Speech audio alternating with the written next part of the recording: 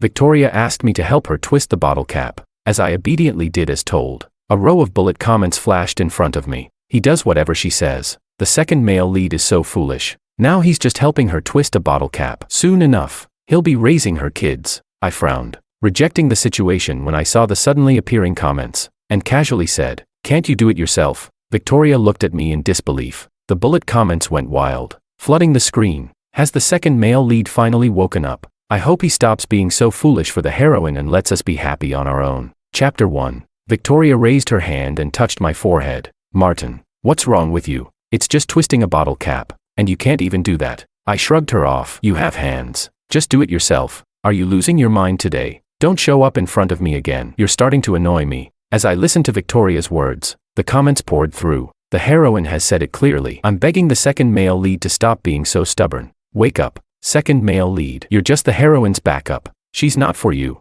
I can't stand thinking that the heroine got pregnant for the main guy, and now we have to watch poor second male lead become the sucker. This is infuriating. Seeing the last comment, my hand clenched tightly. In that moment, I realized I was the second male lead in a romance novel, the one who loved but couldn't have the heroine. And Victoria was the heroine of this story, the one who betrayed her family, broke off her engagement, dropped out of school, and even got pregnant, ruining her life all for the male protagonist. Victoria looked at me with a somewhat dazed expression, waving her hand in front of me. "What's wrong? Why are you spaced out? Can't you see?" I pointed to the comments in front of me. Victoria glanced at the screen, but instead of seeing the comments, she looked through them and saw a man running towards her, his face full of joy. "Thomas, you're here." Victoria hooked her arm around Thomas's, her eyes filled with affection. "Great. Isn't that the supposedly obedient, secretly bad male protagonist, second male lead? You need to open your eyes. These two are going to ruin your life. Please, second male lead,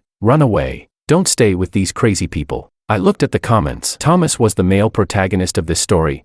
He and I were brothers, both of us having been Victoria's childhood friends for 20 years. I liked Victoria, but a year ago, she got together with Thomas. I frowned as I looked at Thomas. I had always seen him as my simple little brother, and even though I knew he might have some small schemes, I never thought he would harm me. But seeing the comments and thinking about how Victoria liked him, and what she did to me for him, I began to realize she might have set me up, ruining my life. I couldn't believe it, though. Victoria and I had been friends for so many years. How could she harm me? "Victoria, it's time for class. You should head back. Thomas wants me to go racing with him." "You go to class on your own." "Victoria, you skipped classes with Thomas last semester and failed. If you skip again, you'll be held back or even expelled." "Enough, Martin. You know, without Thomas, I wouldn't be alive today, and I won't leave him." Victoria finished saying that and walked away, jumping onto Thomas's motorcycle, leaving without a second glance. I stood there, watching Victoria's retreating figure, feeling helpless, but I had no right to stop her. Just then, more comments appeared. "The heroine is basically ruining herself now. After this race, she'll be in a cast for half a month. She used to be a good girl, but look at her now. If it weren't for the male protagonist, she wouldn't have fallen this far." Second male lead, don't follow them. Let them destroy themselves. Don't get in the way. I stopped in my tracks and thought deeply as the comments flooded in. The class bell had already rung. But if what the comments said was true about Victoria, how could I just abandon her? Without even thinking, my body was already moving toward her. What's the second male lead doing? Is he going to save the heroine? Oh no. Second male lead, don't be foolish. The main couple loves racing. If they crash or get hurt, it has nothing to do with you. Second male lead, you're so dumb. Can we just get rid of all these love-struck fools in the world? I paid no attention to the comments insulting me and just kept running. By the time I arrived, I saw an empty stretch of mountain road where Thomas and Victoria were racing. Thomas was holding the motorcycle with one hand while casually eating cherries that Victoria was feeding him. He didn't care about his surroundings at all and kissed her nonchalantly. "Thomas, Victoria, be careful." Thomas, lost in his little world with Victoria, didn't notice the sharp turn ahead. I shouted and ran toward Victoria's direction. Only when Thomas heard my voice did he hurriedly slam on the brakes, scraping the side of a stone wall, before finally coming to a stop. Chapter 2. I walked up and grabbed Victoria's arm. "Victoria, do you have any idea how dangerous this is? Come back with me." "Martin, what are you doing?" Victoria pulled my hand away and gently held Thomas's wrist, blowing on it with concern. "Thomas, does it hurt? Let me blow on it for you." At that moment, I felt like an extra, wishing I could just bury myself in a crack in the ground. Is the second male lead stupid? He's practically become part of the male and female leads flirting. Please, second male lead, Open your eyes. The heroine isn't worth it. I feel so bad for the second male lead. He almost died saving the heroine before. It's just not fair. I clenched my fist tightly. A year ago, Victoria had a car accident and needed a blood transfusion. But the blood bank didn't have her blood type. I donated blood until I passed out from blood loss. When I woke up, I only saw Victoria holding Thomas, crying and thanking him. In that moment, I realized Thomas had stolen my credit. That night, Thomas knelt in front of me and told me how much he loved Victoria. Seeing how Victoria became more and more dependent on Thomas, I finally gave in, burying my feelings deep inside, never to let anyone know. But now, Victoria was becoming more and more unlike the person I knew, following Thomas's lead, neglecting her studies and safety, heading toward the path described in the comments. Victoria, how long are you going to keep pretending to be clueless? Victoria's actions of blowing on Thomas's wrist paused for a moment. She bit her lip and looked up at me. Martin, what do you mean? I mean, can't you see how much you've changed? Why do you have to act like this? Why do you have to degrade yourself for Thomas? Second male lead. Aren't you also degrading yourself? Please wake up. I'm speechless. Just get rid of all these crazy people. I really want to slap them all. Victoria clenched her fist, her eyes bloodshot, a few tears hanging at the corners of her eyes. Thomas saved my life, and we're a couple. Whatever we do is our business. You have no right to criticize us. Criticize. I suddenly realized how laughable I sounded, always putting Victoria first, yet now I had become the one meddling. I stepped forward and grabbed Victoria's arm. Are you really this deep in love with Thomas just because of what happened a year ago? Don't you know that it was actually? Before I could finish, Thomas stepped in front of Victoria, pushing me aside. Bro, Victoria is my girlfriend. Please stay away from her. The comments couldn't take it anymore. Taking credit for someone else's work, how can the male lead be so shameless? Male lead, have some shame. Poor second male lead. No matter how deep the love, it's no match for the male lead. Wake up and see the truth. I heard Thomas's shameless words and punched him in the face. Thomas was stunned by the punch, staggering back, unable to recover for a while. When Victoria saw Thomas had been hit, tears instantly fell from her eyes. She raised her hand and slapped me. Martin, have you lost your mind? This is your brother. How could you hit him? I touched the handprint on my face, still stinging, but I gritted my teeth, holding back tears, and grabbed Victoria's hand. Come back to school with me. Don't do something you'll regret. Martin, what's wrong with you today? Victoria jerked her hand away from mine, looking at me with disdain. But when she turned to look at Thomas, her eyes softened with affection. Thomas wiped the blood from his mouth and took Victoria's hand. I'm fine. Maybe my brother is just overwhelmed with school. Victoria, don't blame him. Victoria, however, was crying as she touched the bruise on Thomas's face, her voice trembling. He hit you so hard. How could you be fine? She looked up at me, tears streaming down her face, her eyes sharp with fury. Martin, I know what you're trying to say, that you were the one who donated blood for me, but let me tell you, I've always loved Thomas, and it was never about that blood. In that moment, I finally realized Victoria had always been clear about this. I had been foolish to think that donating blood and passing out could earn her love, but the truth was, she never loved me. It had always been this way. The second male lead is about to cry. The heroine never cared about his life. Second male lead, don't be foolish. The world is so big, don't waste your time on these two. Go ahead. There's someone better out there. Second male lead,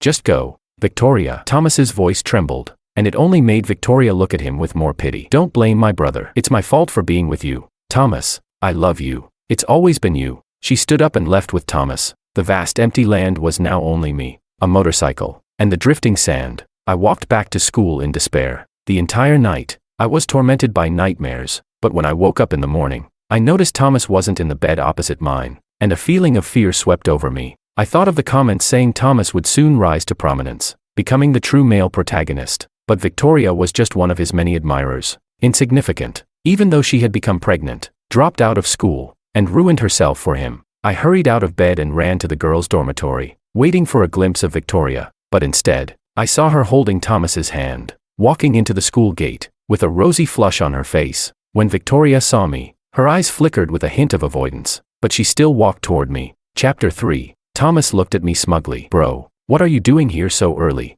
Are you looking for Victoria? But last night, I was with Victoria. It's over. The heroine has really gone down the wrong path now. Second male lead. Run away. Don't be a sucker or you'll end up destroyed. Seeing the comments, I grabbed Thomas by the collar and swung a punch at him. Thomas, if you really love her, why are you dragging her down with you? Martin, what are you doing? Victoria pushed me away and hit me on the head with her bag. Martin, you jerk. Don't you dare touch Thomas. I covered my bleeding head and fell to the ground. Victoria, he's going to destroy you. What are you still clinging to? But Victoria kept advancing toward me, dragging her high heels across my chest and stepping on me hard, pinning me to the ground. You're the one who's deluded. Thomas and I are meant to be together. Why do you have to get in the way? Victoria jabbed her finger into my chest, causing so much pain that I coughed up blood. Passers-by watched, some of them even snickering. In that moment, I finally gave up and slapped Victoria across the face. I painfully made my way back to the dorm, staring at the college recommendation letter in front of me.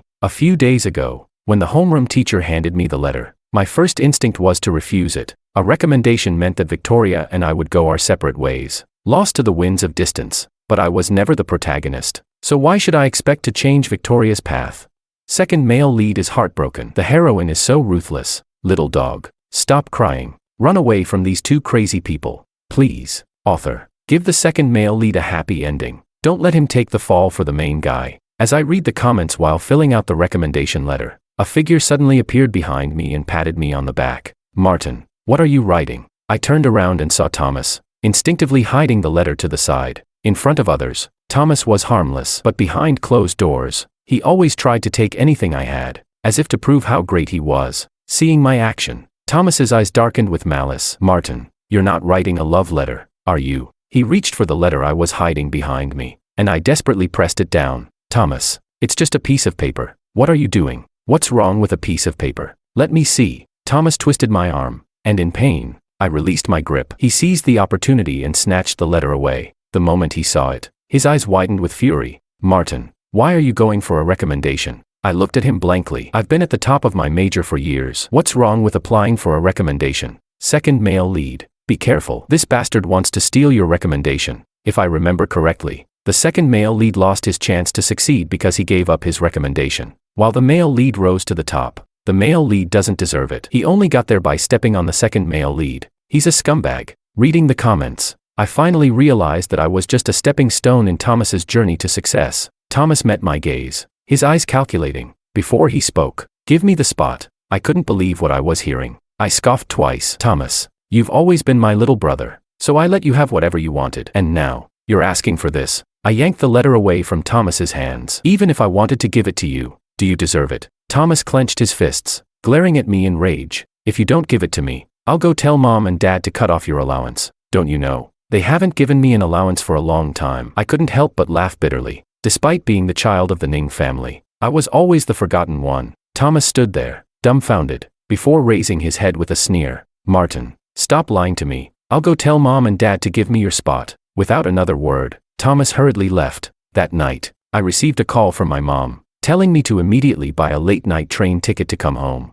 As I stepped off the train, holding my ticket in my hand, I couldn't stop the tears from falling, only to notice Victoria standing in the corner, watching me. What are you doing here? It's over. The heroine must be here for the male lead. Second male lead. Don't be fooled by her. Heroine, just leave him alone. Go find your men. The comments flooded in. I clenched my fists so tightly that my nails nearly dug into my palm. Victoria walked toward me and took my hand. Martin, I heard you got the recommendation. Her words confirmed the intentions behind her actions, just as the comments had said, but I didn't speak, only nodded slightly. When I didn't respond, Victoria's gaze suddenly became intense, and she gripped my hand so tightly that it almost hurt. Martin, please give the spot to Thomas. You know he really needs this opportunity. Victoria, what if I need it too? It's okay, Martin. Without the recommendation, you can still take the entrance exam or find a job. You have plenty of options. I laughed bitterly. I never expected that to Victoria. My well-being meant so little. Victoria, stop trying to project your love for Thomas onto me. I don't need to pay the price for your love for him. No, it's not like that. Martin, you don't understand. He was crying in front of me this afternoon, feeling so wronged. He really needs this chance. I shook off her hand. I'm going home. Martin, you have to agree. Chapter 4. But I ignored Victoria. After an entire night on the train, it was already 7 a.m., and I could barely stand. Yet, Victoria clung to my sleeve, unwilling to let me go. Second male lead. Give the heroine a slap. Wake her up. Can love-struck fools just leave the world? This is so frustrating. It'd be best if the male lead showed up now, saw the heroine clinging to him, and gave up. They all go their separate ways, and everyone's happy. But I didn't slap Victoria as the comments suggested. The friendship of over 20 years, being childhood friends, made it so that pushing her away took everything I had. However, Just as the comments predicted, Thomas and my mom, Zara, drove over. Martin, you. Thomas immediately pulled Victoria towards him, acting all pitiful. Victoria, you and your brother. Seeing Thomas's eyes red with tears, Victoria hurriedly wiped them away and explained. No, Thomas. Nothing happened between Martin and me. I just came here to ask him to give you his recommendation spot. Hearing Victoria's words, Zara stepped up and slapped me across the face, catching me completely off guard. I was stunned and hurt, but I didn't know how to question her. Zara spoke sharply. Martin, I shouldn't have had you. All of Thomas's brilliance must have been stolen by you. Her words seemed absurd, but Zara had always believed Thomas was entitled to be the best, while my strengths were merely taken from Thomas. If it weren't for me, her Thomas would have been the most perfect person in the world. I held back my tears, refusing to let them fall, and looked up at her. So what, Mom? Do you think I should give Thomas my recommendation spot? Isn't that what you should do? If it weren't for you, Thomas wouldn't have suffered so much. You should repay him. Why should I? Am I not your son? In terms of suffering, has Thomas ever had even a fraction of what I've endured? The comments flooded in. Family really can ruin people. If it weren't for this mom, maybe the male lead and second male lead could still be good brothers. Second male lead, don't let your mom emotionally blackmail you. You didn't do anything wrong. Zara didn't say anything more, just glared at me and dragged me into the car. I sat in the front seat, watching Thomas and Victoria in the back, acting all affectionate with each other. When Zara saw me staring at the back, she glanced at me with a look that could kill. I didn't even bother to argue with her. I just closed my eyes and said nothing. By the time we got home, I was so exhausted from the overnight train ride that I collapsed onto the bed and fell asleep almost immediately. Before I could even sleep soundly, the blanket was suddenly ripped away. I opened my eyes with difficulty, only to see Thomas, holding my blanket, giving me a sly smile. He then spoke loudly. Bro, don't be mad. I was just thinking of giving you a thicker blanket. When Zara heard Thomas's pitiful voice, she walked in, hands on her hips, looking at me with disdain. Martin, your brother was just trying to help you with your blanket. Why are you getting so upset? She grabbed the blanket from Thomas's hands and inspected it. This one looks fine to me. It's just that Thomas is considerate. If it were me, I wouldn't even bother with you. Damn it. Second male lead. Don't listen to her nonsense. Second male lead. Please tear that blanket open. There's probably moldy cotton inside. How can a mother be so shameless? Reading these comments, I felt a mixture of doubt and disbelief. I wiped my eyes and grabbed the blanket from Zara's hands, tearing it right in front of her. It was just a bunch of scrap fabric, and as I tore it apart, old, blackened cotton fell out. In that moment, I finally understood. To Zara, my comfort had never mattered. In all the years I spent at home, I was always the one with colds and fevers. Zara would always say it was my fault, that I was too fragile. But in reality, for Zara, simply giving me these cheap blankets was already considered a great kindness. Seeing the rotten cotton inside, Zara took a few steps back, looking guilty. What are you doing? Zara demanded. I shook my head, biting my lip. Nothing. I was just curious how a blanket like this could possibly keep someone warm. Zara, gripping her clothes, turned her face away. You've been off at university, always away from home. How could I know anything about the quality of these blankets? Well, say whatever you want. Let me rest for a while. After the long train ride, I'm too tired to argue with you. But Victoria's voice called from the living room. Auntie, Thomas, the food's getting cold. Aren't you coming to eat? Hearing Victoria's words, Thomas shot me a glance before responding sarcastically. Bro, Mom made a lot of food for you. Don't you want to show some appreciation? What a scumbag. Here he goes acting again. Second male lead. Don't let him get to you. Just live your life. I understand why the second male lead turned dark now. It's so clear. Thomas, let's go. Don't pay any attention to him. He thinks he's all grown up, but he has no idea how hard it is to be a mom. Chapter 5. Zara's veiled sarcasm pushed me to the point where I had no choice but to drag my exhausted body to sit up. But as soon as I sat down at the table and saw all the extravagant food, I felt nauseous. Zara, noticing this, disdainfully picked up a shrimp and placed it on my plate. Black tiger shrimp. I specifically went to the market to get it. Eat it. Don't always think I'm being biased. You should reflect on how poorly your behavior has been.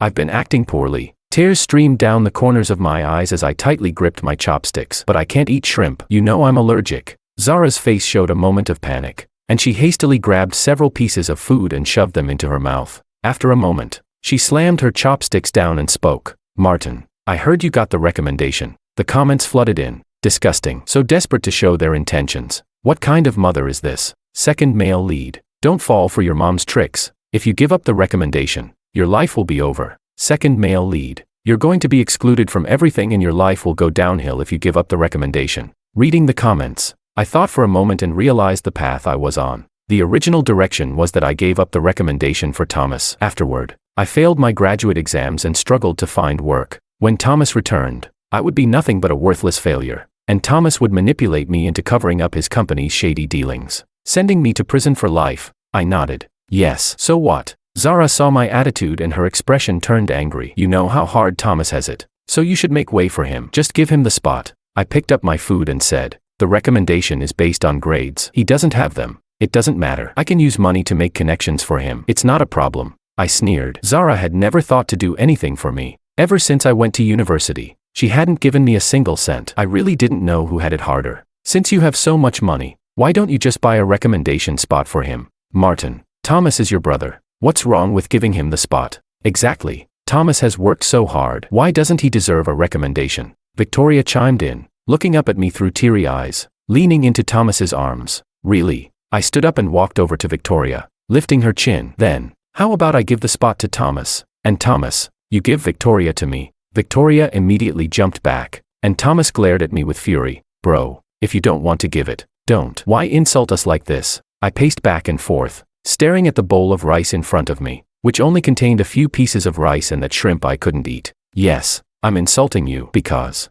after all these years, haven't you insulted me enough? Martin, I can see now. You came back just to make me angry. Zara feigned weakness, clutching her chest. If you don't give the spot to Thomas, I'll pretend I never had you as a son, then pretend you never had me. I turned and left without a second thought. Behind me, Zara grabbed a bowl and threw it at me. I turned around and caught the bowl, my tears falling into it. With a loud crash, I threw it high, and the bowl shattered on the ground, just like how everything between us had shattered. From now on, we won't have any more interactions. You can continue doting on your little son, and as for me, we'll be strangers when we meet. Martin, come back here. If you don't, I'll disown you as my son. Wait, what just happened? Did I miss something? This plot is going all wrong. Second male lead has finally used his brain. He didn't give up the recommendation. The comments were full of surprise. Despite the chaos behind me, I didn't look back. Once back at school, I immediately filled out the recommendation form and handed it to my advisor. Then, I moved out of the dorm.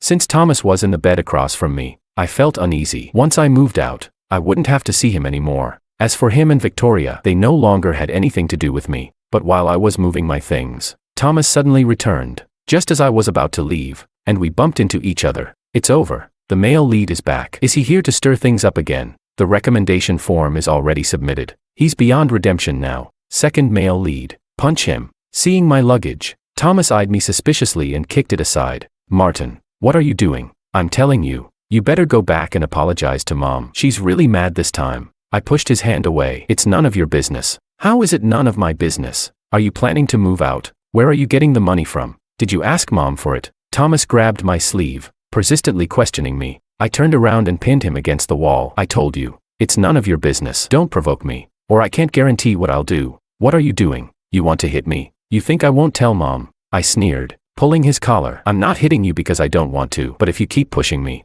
I won't hesitate. Seeing the coldness in my eyes, Thomas's once cocky attitude disappeared. He backed off meekly. For all these years, he'd only dared to provoke me because of Zara, and because of our familial connection. I'd always let it slide, but now, I didn't want to take it anymore. Chapter 6. I watched the comments in front of me. Did I see that right? The second male lead threatened the male lead, and the male lead just ran away obediently. My second male lead is finally becoming strong, taking the male lead's position. Oh my God. Who can understand this? I remember crying my heart out for the second male lead the first time I watched this, but now, it's second male lead fans. I dragged my luggage out of the school and rented a small apartment nearby with the money I had saved over the years. For the last few months, I hadn't seen Thomas or Victoria. Even the school, I avoided as much as I could. I only went to school occasionally to do experiments with my advisor. Thomas had his grand male lead aura, and it had nothing to do with me. I just hoped he wouldn't interfere with my life. As for Victoria, someone who didn't love me but still tried to use me wasn't worth a single thought from me. I had never considered what life would be like alone. Now, I cooked, read, and spent my time on my own, lying in the chair on the balcony, letting the sunlight warm my face. I felt a peace I had never known. During this time, Zara called me a few times, but I didn't answer. After all, her words were always about how unfilial I was and how she wished she had never had me. They were unpleasant words. Why waste my time answering them? But as graduation approached, Victoria also kept calling me. Looking at the missed calls on my phone, I stared at the screen in a daze. It used to be me trying to reach her, but she wouldn't give me the time of day. Now, it was her trying to reach me, and I was indifferent. On graduation day, I finally saw Victoria. To my surprise, she was already visibly pregnant. Just as the original plot had suggested, she was pregnant for Thomas, but Thomas was the grand male lead with many admirers. She was just one of many. What is the heroine trying to do? Is she going to make the second male lead a sucker? If the plot follows its original course, won't the second male lead willingly help raise the heroine's child? Please, second male lead, don't go crazy. The heroine made her own mess. Don't rush to clean it up. Looking at the comments, I realized what my feelings must have been at that time. I had loved Victoria for 20 years, and when I saw her suffer, how could I bear it? Naturally, I did whatever she asked, even if it meant being the one to pick up the pieces. But now, I could see everything clearly. Victoria, with her pregnant belly, walked towards me, and I stepped back, but she caught my arm. Martin, don't go. Victoria, what do you want? Martin, I'm pregnant. It's Thomas's. I sneered, glancing at her belly. I figured that out. So what? Martin, I know you love me. Since you love me, can you love me a little more? And love my child too? I could hardly believe what I was hearing. It was like filthy words in my ears. Victoria, do you know what you're saying? Are you out of your mind? No, it's not like that. Martin, I'll make this child call you dad. It'll be your child. No need, I said with disdain. Why should I get dragged into this? This is Thomas's child. Thomas has his big ambitions. He said this child will only hold him back. But you, Martin, you're a good person. I stepped away from Victoria as she tried to grab my hand, walking briskly. Victoria, I've tried to bring you back to your senses, but you wouldn't listen. Martin, I heard Victoria's screams behind me but couldn't imagine what her future would be like. I even realized that one day, the comments disappeared from my screen. Maybe the story had reached its conclusion, or maybe I had simply left the story behind, but at least, I hadn't followed the original plot. I didn't lose my recommendation spot, didn't become a sucker, and didn't end up dead. After graduating from a top-tier university, I continued on to pursue my doctorate. That spring, companies from all over reached out to me with offers. I followed the momentum and went abroad, where I started my own company and had a prosperous life. Years later, when I returned to the country, I saw someone lying on the street covered in a tattered quilt, looking oddly familiar. When I got closer, I realized it was Thomas. In the cold winter, wrapped in that torn quilt, he had already frozen to death. People around said he was on the verge of success but was ruined at the last moment. His wife exposed all his crimes because of his affair. He spent 10 years in prison. By the time he got out, his elderly mother had passed away. His wife and children were gone, and he was left alone, holding that same broken quilt, muttering, "I'm the male lead." Thus, his dream was shattered on that winter day, and I never looked back.